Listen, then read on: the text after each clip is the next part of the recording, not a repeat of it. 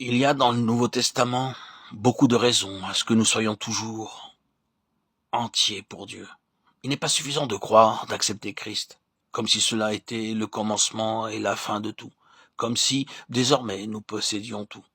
Sûrement, tous ces avertissements, toutes ces exhortations, ces supplications prouvent cela, le cœur de tout cela. Ne laissons rien au hasard, ne disons pas « Oh, ceci n'est pas une grande importance ». Ça ne fera pas de mal, il n'y aura rien de mauvais en cela. J'ai le salut et la grâce de Dieu couvrira toutes ces imperfections.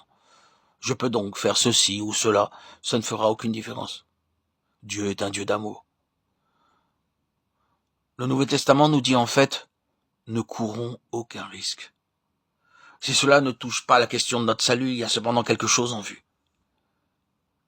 La parole insiste avec force, prends garde, sois tout entier pour le Seigneur. Dieu ne peut être satisfait, pas moins que cela. Suis le Seigneur jusqu'au bout, car c'est à cela que tu es appelé. Le Seigneur n'a jamais dit « Tu n'auras besoin que d'aller jusqu'ici et je t'excuserai du reste ». Non.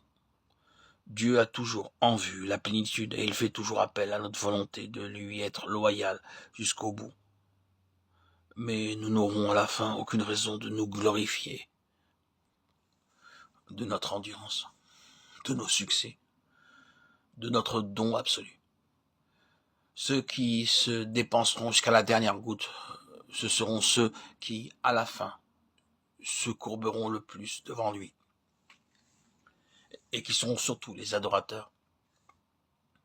Ceux qui sont le plus entièrement consacrés sont toujours ceux qui sont le plus conscients de leur dette envers le Seigneur.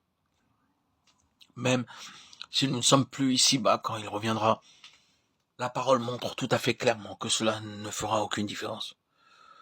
Nous serons là à son retour, et ceux qui seront encore vivants ne nous devanceront pas. Nous serons là, tous ensemble, et nous serons ainsi, tous, sur un même plan. C'est alors que sera déterminé ce que sera l'avenir, ce que sera exactement notre place, quelle sera notre fonction. C'est un grand facteur dans l'aspect futur des choses. Les Écritures gardent toujours en vue la perspective du retour du Seigneur. Lorsque nous sommes sauvés, nous recevons une nouvelle espérance. Mais à mesure que nous avançons dans notre vie chrétienne, nous trouvons que cette espérance devient quelque chose de très défini et de concret. Elle est appelée dans le Nouveau Testament l'espérance. Et l'espérance a trait à la venue du Seigneur. C'est ainsi que tous les appels et tous les avertissements et toutes les exhortations se concentrent sur ce fait.